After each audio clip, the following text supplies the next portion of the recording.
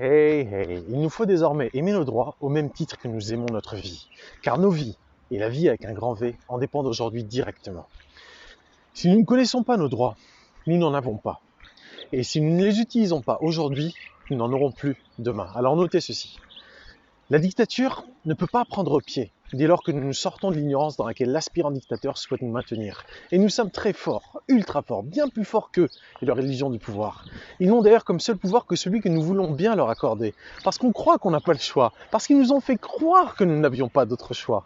Alors les gens se soumettent, sans aucune obligation juridique pourtant, mais par peur d'une amende et surtout par ignorance. Mais c'est de la com, de la propagande, de la poudre de perlimpinpin projetée sur nos yeux écarquillés, tellement ébahis par ce qui nous arrive et qui est absolument incroyable d'ailleurs parce que nous n'arrivons juste pas à y croire. Et entre-temps, eux, ils avancent.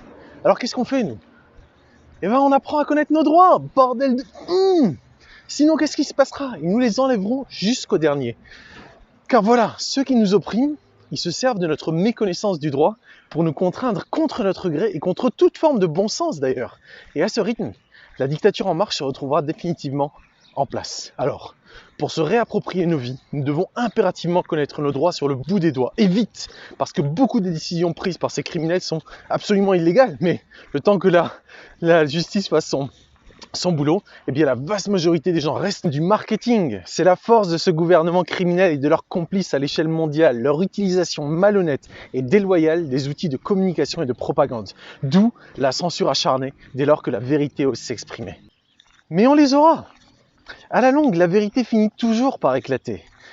Pour l'instant, nous sommes en guerre et il faut se battre. Car oui, nous sommes en guerre et l'ennemi, c'est nous. Les 99%.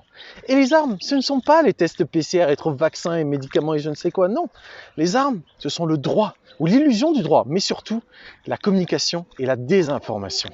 Car c'est une guerre psychologique et émotionnelle, en plus d'être une guerre spirituelle. Pour l'atelier du dimanche 21 mars, nous parlerons donc de la nouvelle version du site etmonodroit.com et vous serez les bienvenus à monter avec moi dans le live pour en discuter en direct.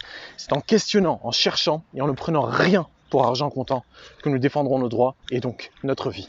Et sur ce, un big boom!